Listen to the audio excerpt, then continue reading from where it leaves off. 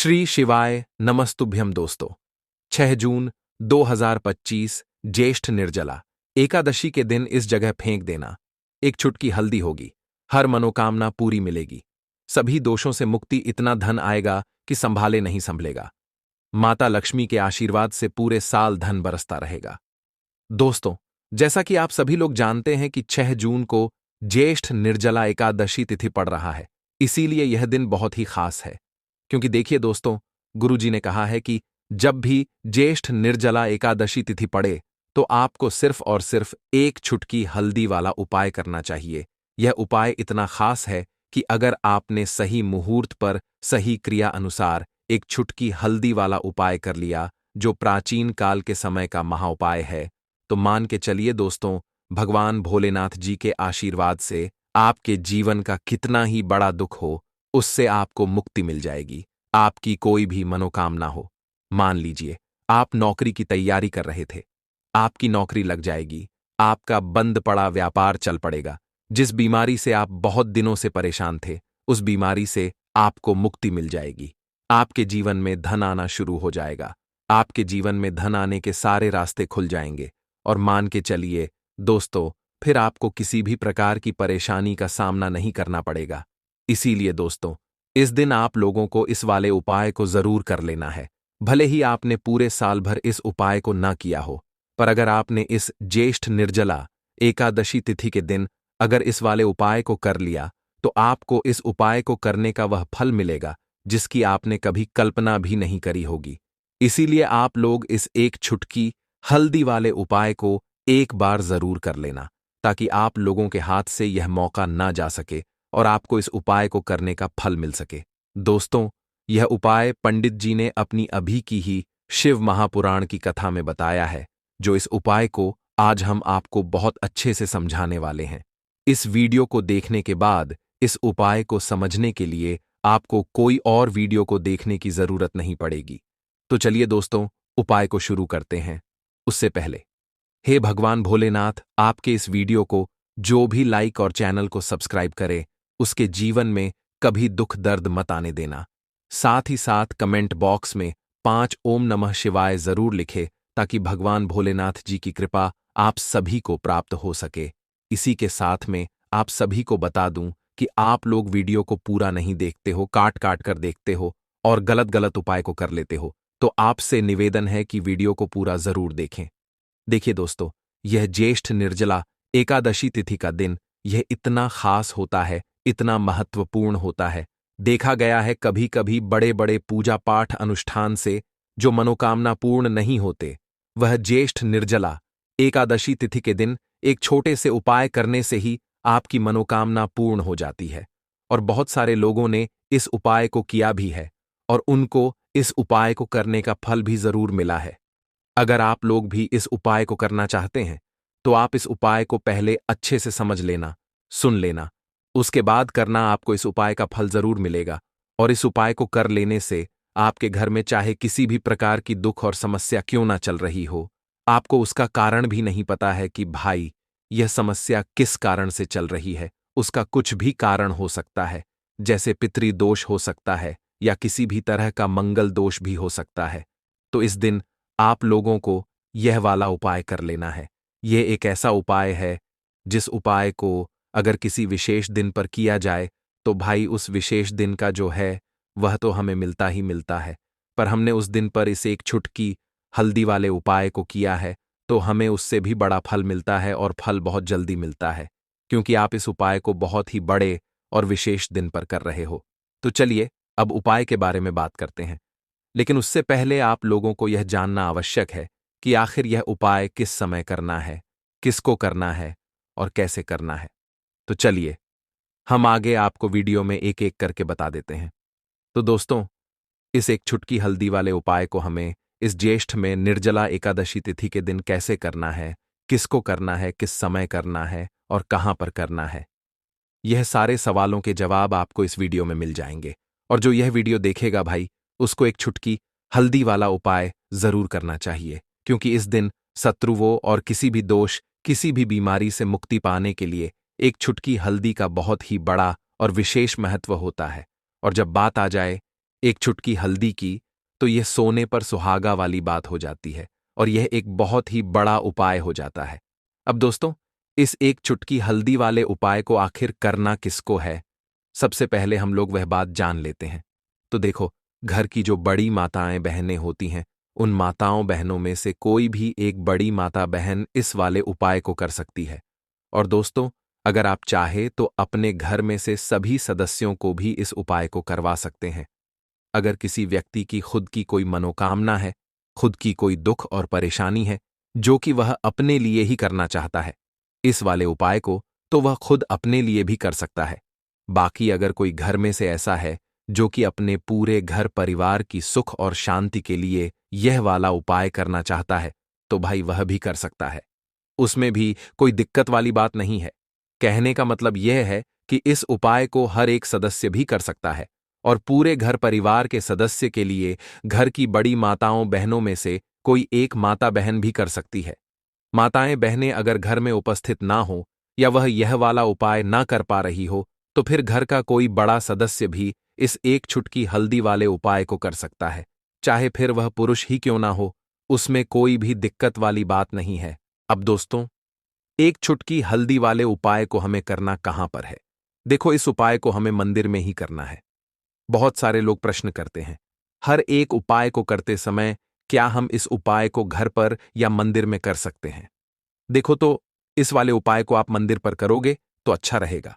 घर में नहीं करना है इस वाले उपाय को। उसके बाद में दोस्तों, जो अगला प्रश्न निकल कर आता है, वह यह आता है इस उपाय को लेकर कि आखिर इस उपाय को हमें किस समय करना है? सुबह के समय करना है कि शाम के समय करना है?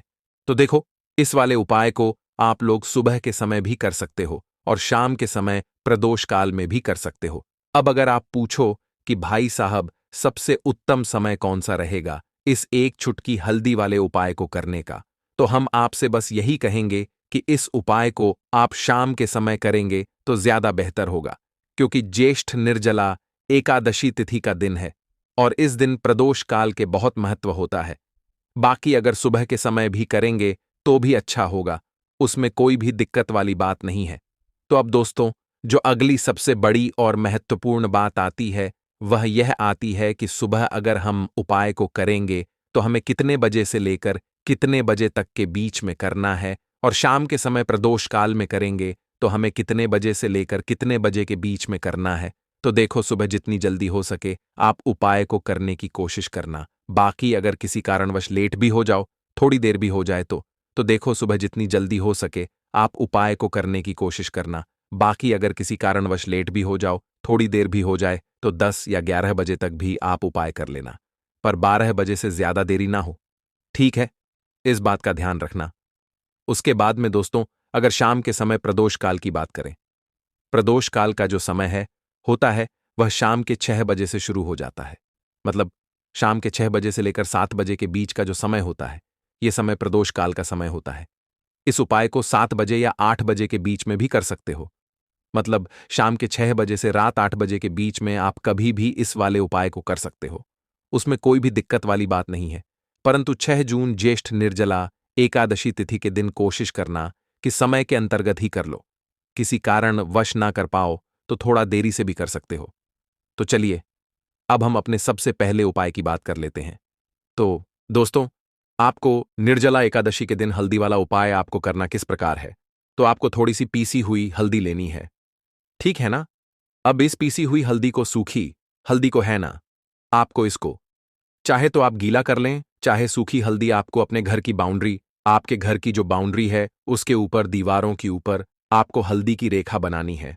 हल्दी से एक रेखा बनानी है, चारों तरफ आपके घर की बाउंड्री है, उसके चारों तरफ चाहे तो आप सूखी हल्दी से बना दें या फिर हल्दी में थोड़ा सा पानी डाल लें और फिर उससे आप हल्दी की एक रेखा आपको चारों तरफ बनानी है। इससे होगा क्या?